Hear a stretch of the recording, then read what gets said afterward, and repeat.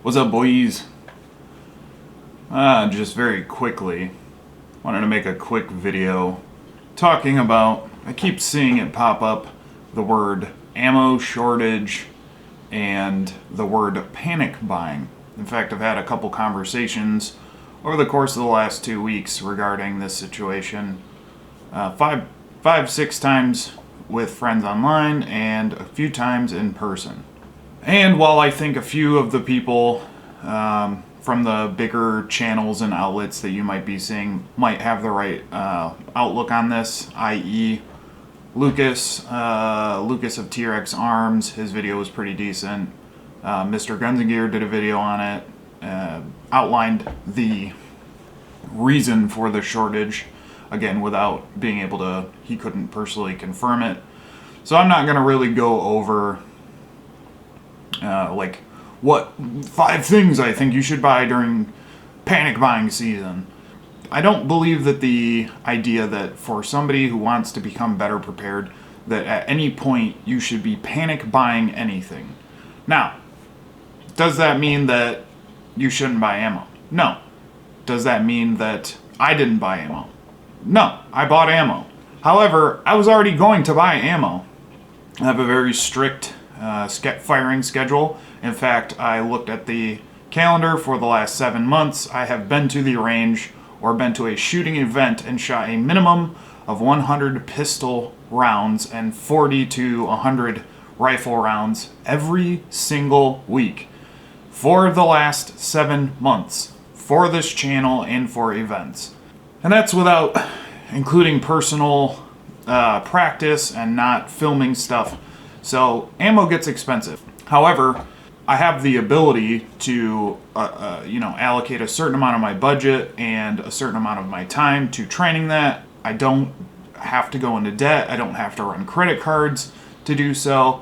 I have personal stockpiles that I've had well before the C word happened. So figuring out what a minimum necessary amount of ammunition that you need to store, whether it be 500 FMJs of your primary pistol round and 250 hollow points, 1,000 ball FMJ rounds, and then, a combat loadout like 240 of your preferred rifle hollow point.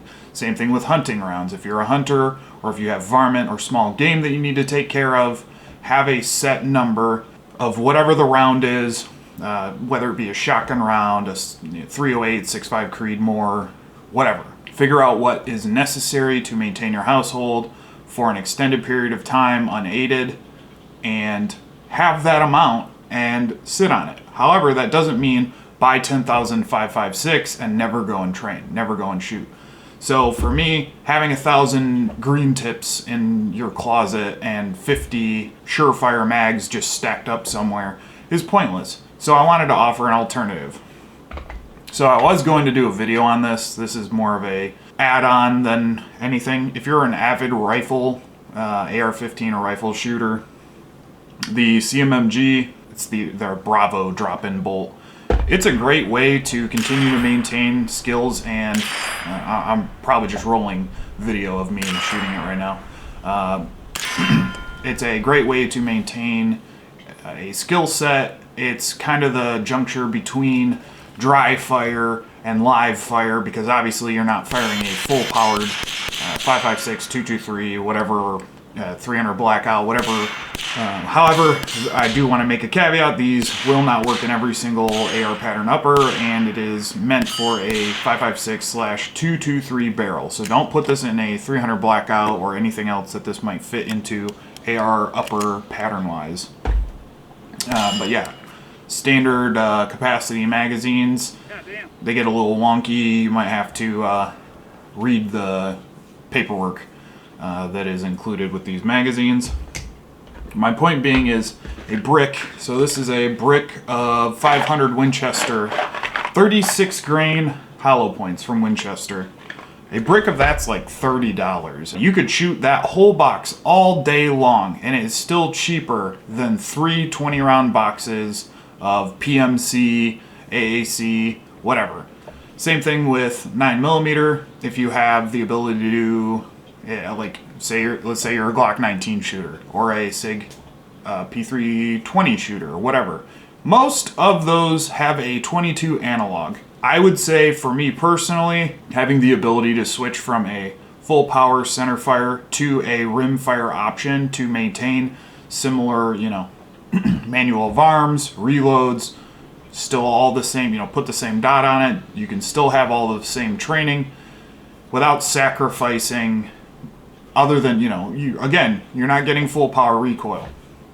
So that, and on top of that, I think focusing on strictly like, oh fuck, I didn't get my PVS 14s and my, Team Wendy helmet, or I didn't get, oh no, armor's out of stock. Like, plan these purchases accordingly, have a defense budget, and make monthly purchases. Set ammo baked in. If you have, whatever your income level is, set it for a monthly budget. If you have a spending limit of 5%, 10%, whatever your applicable percentage is of your total monthly budget, or your bi-weekly checks, weekly checks, whatever it might be, slowly set these monies aside, put it into a second account if you have to. Again, I'm not a financial analyst, and I'm not going to tell you what to do with your life or your money, but purchasing during a panic is only going to drive prices. People are going to realize and see trends in things, and they're going to pull stock,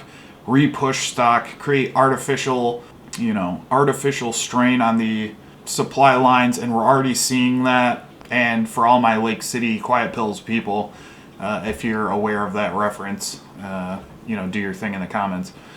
Panic purchasing anything is kind of ridiculous. Like, you should be stockpiling things as you go, or not stockpiling. You should be purchasing and putting things away as you go, as you develop, as you see a deficiency in your system.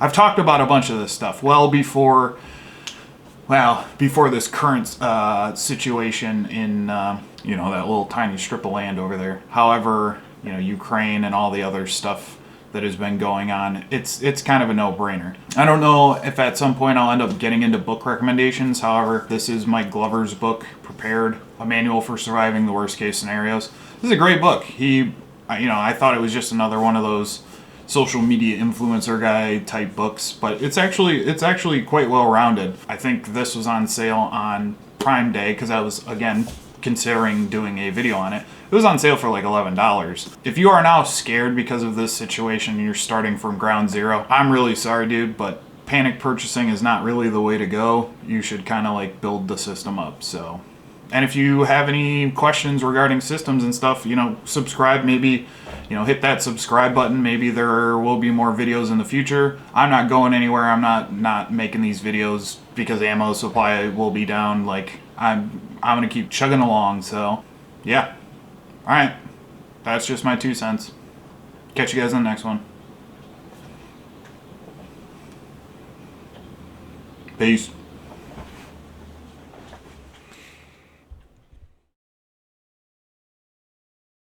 Oh yeah.